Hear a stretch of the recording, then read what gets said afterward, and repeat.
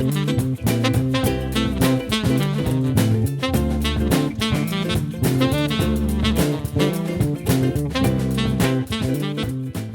up, saxophone class? This is Mr. Sutherland here, obviously. We're going to do our first lesson virtually as I'm not in class today, but I am technically with this video. So before we get started, well, we're going to go over and introduce some of the basic concepts or just review some of these basic concepts with those students that had just joined us from being remote to on campus. Now, hopefully all of y'all brought your instruments today because this lesson is going to include your instruments playing.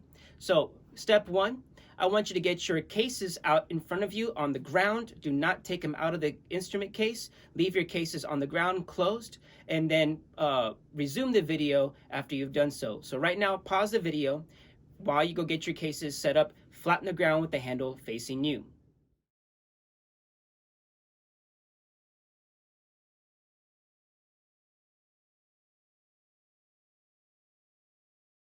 Okay, so now you should have your instrument cases down in front of you on the ground, handles facing you, and make sure that the bottom of the case is on the ground, right? We don't want the case to be sideways on the ground like a briefcase. We want it to be flat, and make sure that we don't have it opening with everything falling out of place or out of the case. So if it's on the ground properly, let's go ahead and lift the latches open or unzip it, whatever kind of case you have, and lift the lid open. Do not take anything out of the case until the lid is completely open. Now within your case, hopefully that nothing fell out, you have in there, in the little pocket area or in your bell somewhere hidden, you have your neck strap. So please take out your neck strap first. You're going to review that.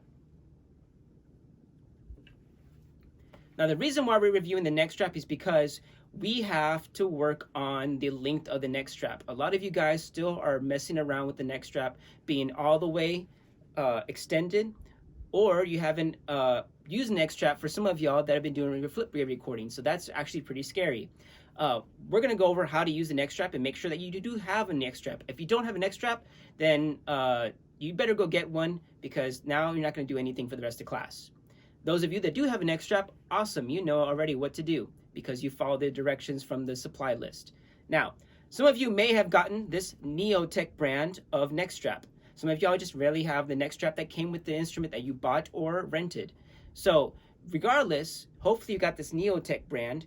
Otherwise, it's going to work the same exact way, just won't have the brand name and it won't have this curved angle to it. Some of y'all may have gotten a Neotech brand neck strap, but doesn't have this curved trapezoid kind of shape to it where the cushion is, and that's totally fine.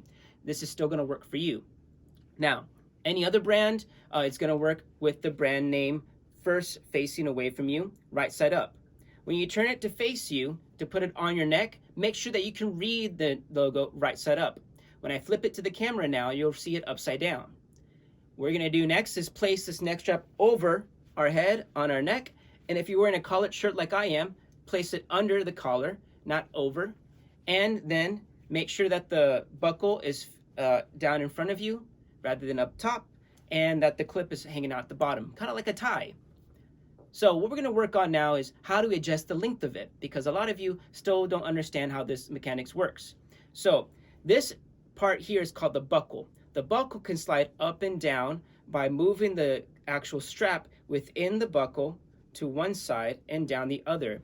And if you pull on the back of the buckle downward, you can make the neck strap shorter. Now, an easier way to do this is just by pinching the side of the buckle. There's no mechanics to it. It's just holding the buckle itself but not touching the strap, and then the other hand holding down on the clip itself. You don't have to pull away from you on the clip. You just got to give it a little bit of back pressure while you pull up on the neck strap, so you're not just lifting up the neck strap itself, the buckle. You want to be able to slide the buckle on the strap, okay? So we have opposing forces kind of moving against each other to slide the buckle up and down the strap itself. If you leave it all the way down, you won't be able to play your saxophone, especially for those people that are shorter. And I mean talking much shorter than I am, because I need to have that buckle almost up to here with the Neotech brand for my alto saxophone. So that's over halfway to make it play comfortably on my neck. So go ahead and adjust your neck strap about halfway up or a little bit over halfway up, and make sure that it's not choking you, obviously. The next step after this, once you get this adjusted, we're going to go and take our instrument body out. Pause the video until you're ready.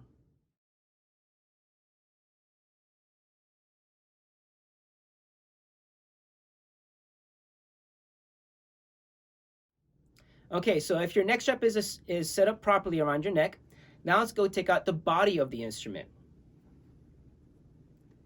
The body looks just like this. There is nothing at the top or at the bell area. All right, now if you turn it to the back side here, there's a little ring, and this ring is where we're gonna put our neck strap hook or our clip.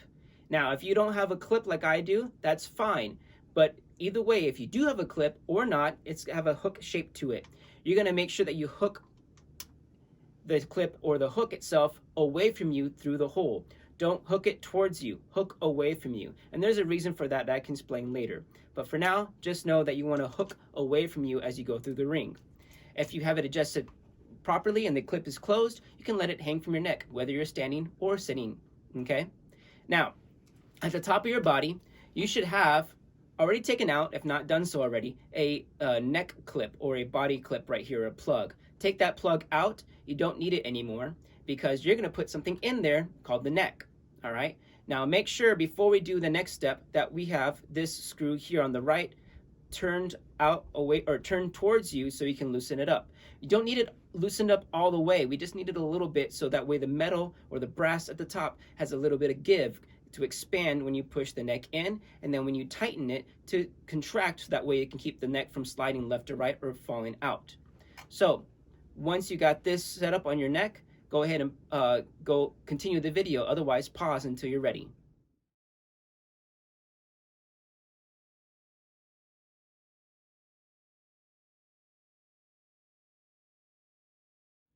Okay, so now that you're set up here, the neck strap or the neck the neck screw is loosened up.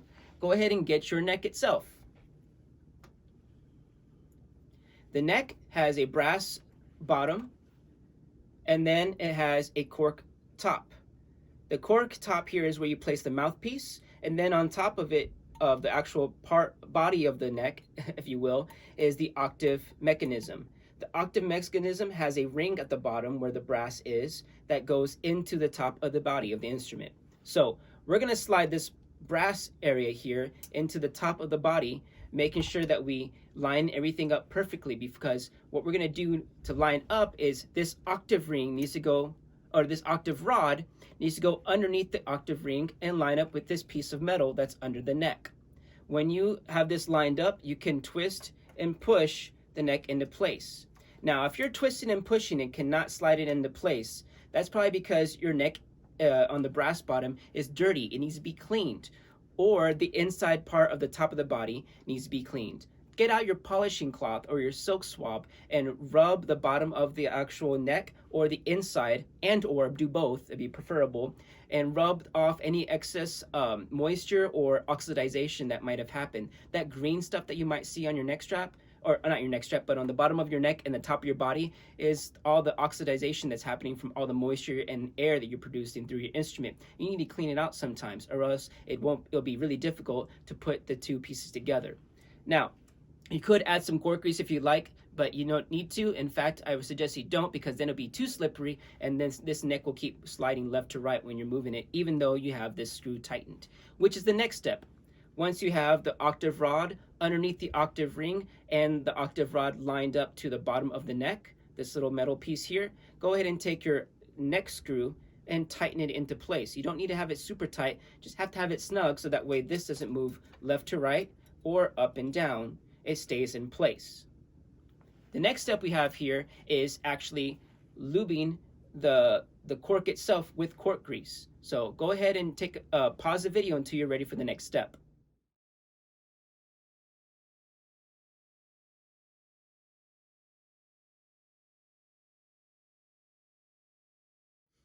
All right, so you should have in your case or in your supply list a tube or a little cap, if you will, of not chapstick, but cork grease. Cork grease looks like a chapstick or a glue stick, and it works the same way when you extract the actual cork grease itself. What you want to do first is take off the cap. Once you remove the cap, you can place it on your music stand or next to you on wherever you are. And make sure you don't lose it, because you need to keep it covered, or else it dries out and it gets your cork grease everywhere into your case, and that's really gross. So just like you would for a glue stick or a chapstick, there's a little mechanism on the bottom that when you turn it to the right, makes the actual cork grease stick out of the tube. Now, how do you apply cork grease is, as you would think, you're going to rub the cork grease itself along the cork all the way around, going up and down in a circular motion, however you see fit. You don't need to put a lot, you just need to put enough that it covers the surface area of the cork. Once you've finished putting on the cork grease, rub it in with your finger so you can get any excess off and smoothen it out so it gets around the entire cork that you missed. Retract the cork grease itself back in the tube, take your cap and close it up. Now you might need this later if you didn't put enough cork grease on, but for now place it to the side because we're going to put our mouthpiece on the saxophone. Go ahead and pause the video until you're ready.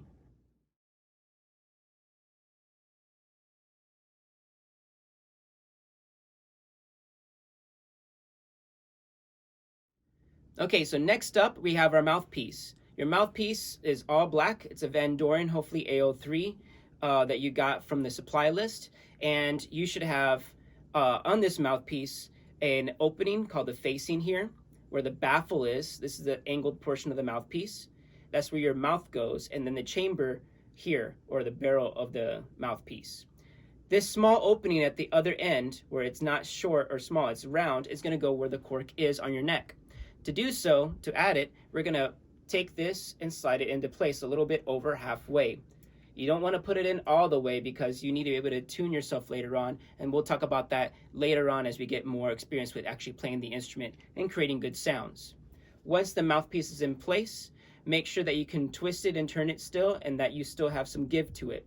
Otherwise, you might need to add some more cork grease because if it stays stuck on there, it'd be harder to take out. So once you're ready with this next step, if you're still working on it, pause the video and then let me know when you're ready by pressing play.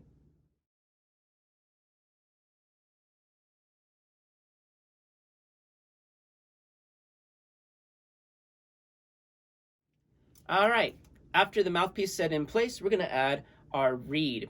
And I want you also to grab your ligature. Your ligature should be this Rovner leather strap that goes around the mouthpiece and the reed when you place the reed on the mouthpiece. So grab both those items first. Okay, so you should have a reed and you should have your ligature ready. Okay, so what we're gonna first do is place the ligature on our pinky or place it off to the side. I like to hold it in my hand at all times so I don't lose it. And so I put it on my pinky, not because it looks cool, but because it, well, I guess it kind of looks cool for me. Anyways, we're going to move on. Excuse me. We're going to go into the reed. The reed is probably brand new. Unless you've been rotating your reeds and been playing with us, then you just go to the next reed in your rotation. Make sure that you always have your reeds stored in a reed case that you're going to use next. Especially after you're done using a brand new one, place it into a reed case so it doesn't dry out and warp the wood. Because with moisture, if you don't let it stay flat, the wood will warp and it'll make it really hard or difficult to play your instrument. Place the reed in your mouth to let it soak, like so. Now, before we go any further, as this is soaking, take your ligature, and I want you to take the screw and loosen it up lefty-loosey, or turn it towards you if you have it facing you. And make sure that the screw is in your right hand and the strap is on the bottom. This is how it's going to sit in your mouthpiece when you place it on the mouthpiece over the mouthpiece and the reed. So, make sure that you pull the top apart and that it slides. That's how we're going to adjust the tension of the ligature. You'll also notice that if you hold it sideways, one side is larger than the other side.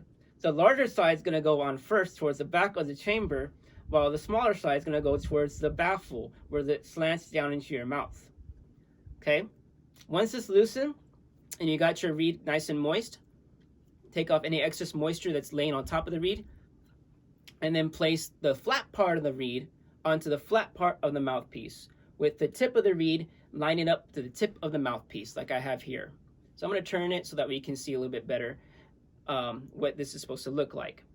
When you line this reed up, you want to make sure that, again, the tip of the mouthpiece lines up with the tip of the reed, and that you adjust that by sliding up and down on the flat part of the baffle or the tip opening to the reed. Once you have it lined up somewhat, it's not to be perfect right now, take your ligature and slide it over both the reed and the mouthpiece, and make sure that it goes all the way down over the chamber of the reed or the mouthpiece. Once you have it in place, you'll notice that the strap goes where the reed is, right underneath this curvature of the reed itself, that cutout or the filed part. Make sure that then, once that's lined up in place, you line up the sides of the reed to the sides of the chamber and the sides of the baffle here, where the tip opening is. And make sure that the tips are still lined up. Hold it down with your thumb and tighten with your right hand, making sure that the screw is on the right side at the top away from the reed. Once it's tightened in place, you can hold it from the ligature and rotate it, the mouthpiece, so that way it lines up with your face when you go to playing position. You can still adjust if you need to by loosening up the ligature and tightening it back into place as you look at your reed and your alignment on your mouthpiece to that reed. Once everything is into place, tighten everything down and you're ready to start playing. If you're still working on this, go ahead and pause the video or rewind it and try again. Otherwise, let's go on.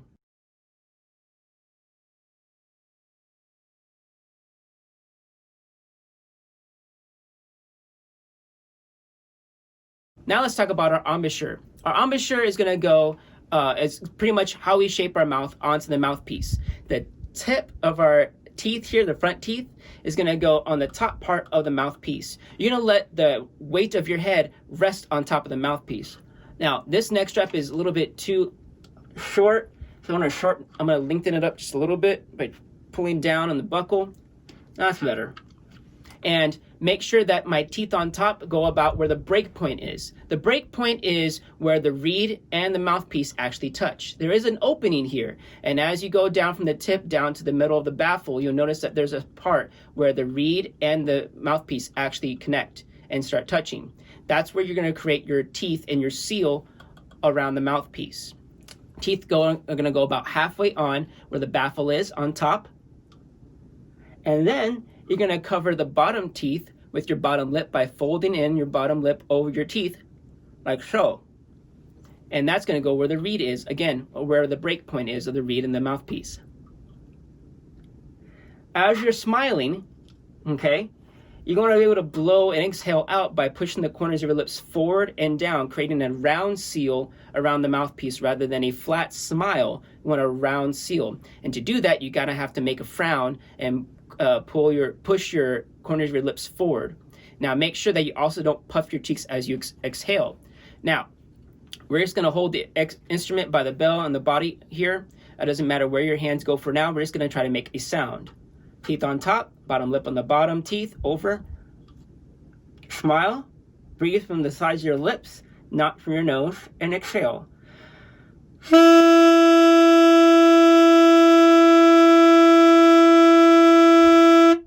Now, you want to try to make that sound as long as possible. To do so, we have to take in a lot of air all at once, and we have to let it out just enough to where the reed vibrates and creates a consistent sound. Let's see how long you can play this note for. This is a C sharp, meaning that I'm not pressing any keys on the fingers, or any fingerings on the keys, and so we're just going to play all open keys. So this is C sharp, also known as D flat. Here we go. I'm going to give you a count to 3. On beat 4, we're going to inhale and then try to exhale as long as we can. Ready? 1, 2, 3.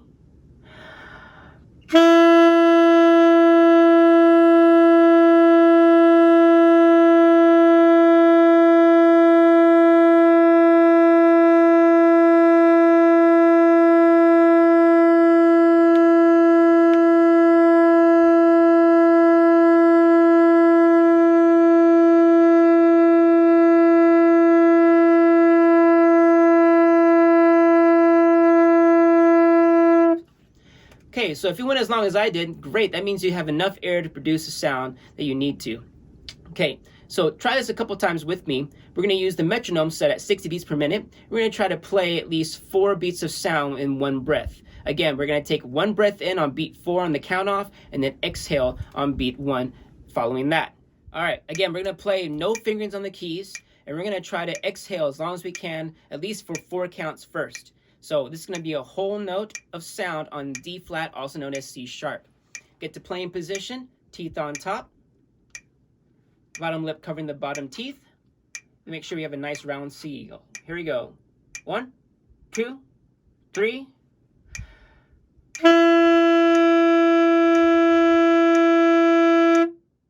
Make sure you don't play any more than 4 beats. Try it again. Get set. 1, 2, 3.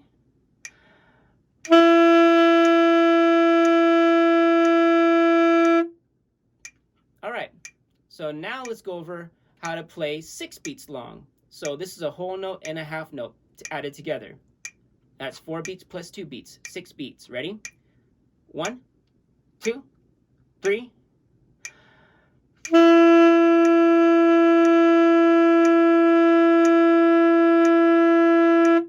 Again. 1, 2, 3.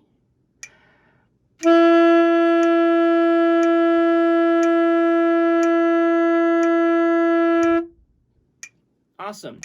Now let's try for 8 beats. Get set. 1, 2, 3.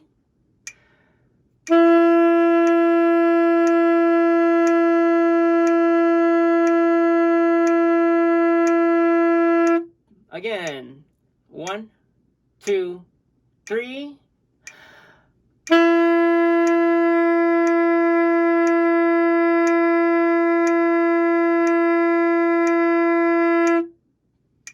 Good. Now let's go over the fingerings on our left hand and our right hand and where to place our fingers. So to review, in playing position, if we're seated, we're going to have the instrument along the right side of our right lap, not between our knees, and definitely not on our knees or on our lap. We want it on the right side of our lap, not on top of it. Now, if that's going to be on the right side and your neck is tilted to one side because your mouthpiece is still vertical with or lined up with the saxophone, you need to twist the mouthpiece. So that way when you get to playing position, it's on the right side of your body and the neck is going right side up. It's not tilted to the left or right. So let's go over where our left hand fingers go. We're going to start with our left hand thumb. There's a thumb rest here for your thumb. And then there's some palm keys. Your hand's going to go over these palm keys here. And we're going to go and skip the first key at the very top. That's going to be an F key that we're not going to learn to play just yet. It's an alternate fingering key. We're going to go to the next key. That's where our first finger is going to be placed. So that's our index finger on the second key. There's a tiny key right below our index finger. We're going to skip that and go to the next key. So our middle finger is going to be on the 1, 2, 3, 4th key, or second to last pearl key. Then our ring finger is going to go on the last pearl key. So our ring finger and our middle finger are next to each other, while the index finger is apart, having a little tiny pearl key between the middle and first finger, and then the very top key is left alone. Then our pinky is going to hover over these flat keys here. All right, these are our pinky keys for our left hand. Now, when we're pressing any of these keys, these 3 or the octave back here, we got to make sure that we don't press the top key or these palm keys. So make sure that you make a nice round C shape using your fingertips to press on the pearl keys themselves and not using your whole hand to hold it up, which is what the neck strap is for. Let's look at our right hand now. And at the bottom of our neck of our instrument, we have a little hook. This little hook here is for our right hand thumb. We're going to place the edge of our thumb underneath that hook, not the whole thumb or the palm of your hand, just the edge of your thumb. On the opposite side, we have 3 pearl keys. Our index finger is going to go on the first pearl key, middle finger on the next pearl key, third finger on the last pearl key, and our pinky is going to slide over these 2 flat keys at the bottom here. Now, just like the other hand, we have other keys to press that don't include our fingers. We have these index side keys here, and we have also these 2 keys below. Some of y'all may have 2, some of y'all may have 1, that you only press for alternate fingerings. Don't worry about those, only worry about the pearl keys, and of course hovering over your pinky with those flat keys there at the bottom. So when those 2 are put together, your hands should look something like this. You notice that when you're in playing position, that your elbows are going to be kind of flared out to the side. So make sure that your wrists are always straight and we don't have any bent wrists that go any direction that we have here. Always make a nice C shape for our hands and don't try to use your whole palm when we're pressing the keys. So the first note we're going to go over is D. D is the very first note, which is number 1 in your page 4 of Essential Elements book. The fingering for that is octave key, finger 1, finger 2, finger 3, and then go to our right hand, finger 4, finger 5, and finger 6. So all 6 fingers no pinkies, and the octave key. When we press all those down together and have a great embouchure, we get this sound here. Let's get our metronome set and try to play number 1. Playing positions, here's number 1. 1, 2, 3.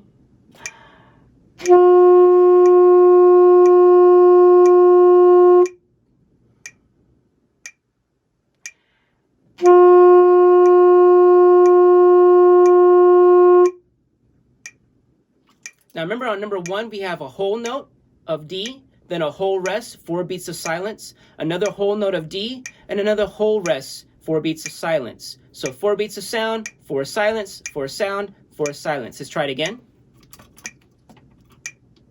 And 1, 2, 3.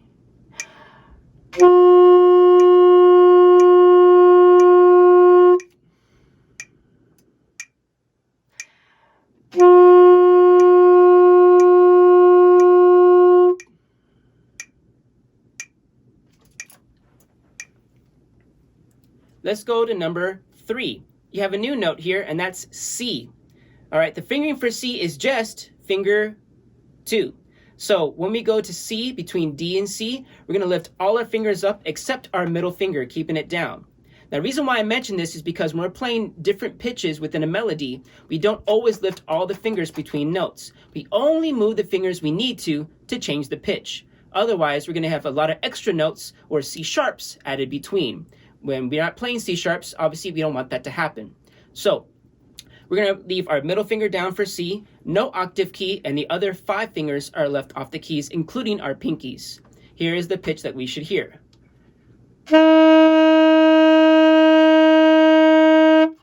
Again, our middle finger is finger 2. It's the second to last pearl key with our left hand. So not the very last pearl key, but the second to last. Let's get our metronome started, and let's try number 3. Set. 1, 2, 3.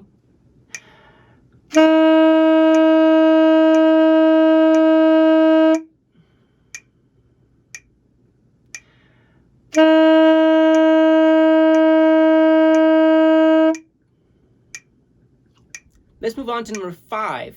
Number 5 is just like number 3. We only have to use 1 finger, except now we're going to switch our middle finger up and place our first finger down. Again, it's not the very, very top key. It's the second pearl key, or the second key from the top. This is B. Let's try number 5 together. Ready? 1, 2, 3.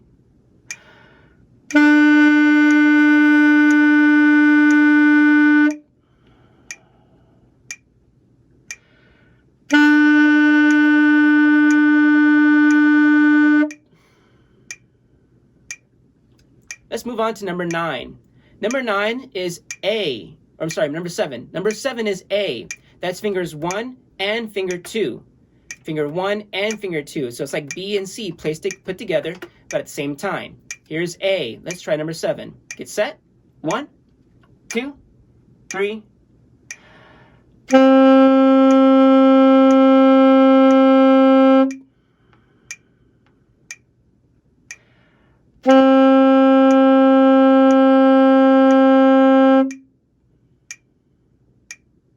And now let's take a look at number 9. Number 9 is all 3 fingers in your left hand. Finger 1, 2, and 3. Nothing in your right hand, and again, still no octave key. The octave key has only been used for D at this point. Here's number 9. Ready? 1, 2, 3.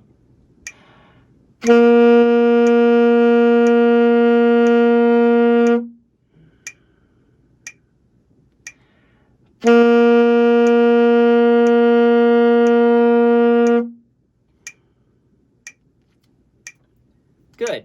Now, before we're done, make sure that we've gone through this a couple times. You can rewind the video if you have extra time. If not, let's continue on to the last part of this video, putting everything away. Okay, so it's the end of class and it's time to pack up. What's step 1? Step 1 is to take off the reed. So to do so, first make sure you have your case out in front of you, opened up, ready to go, and then make sure you have your reed case ready. Once you have your reed case ready, go ahead and loosen up the ligature, lefty-loosey. and pull out the reed. Now, if the reed's staying stuck, take off the ligature completely and make sure you can pull off the reed safely without touching the tip of the reed. And go ahead and put in your mouth to take off any excess moisture. Slip all that stuff off, and then place the reed back into your reed case. Once your reed is back in the reed case, go ahead and take off your mouthpiece. When you take off your mouthpiece, you're going to get your silk swab. So if you have your silk swab like this one here, go ahead and get that. When I untangle this here, we have a little bead on one part and then the silk on the other.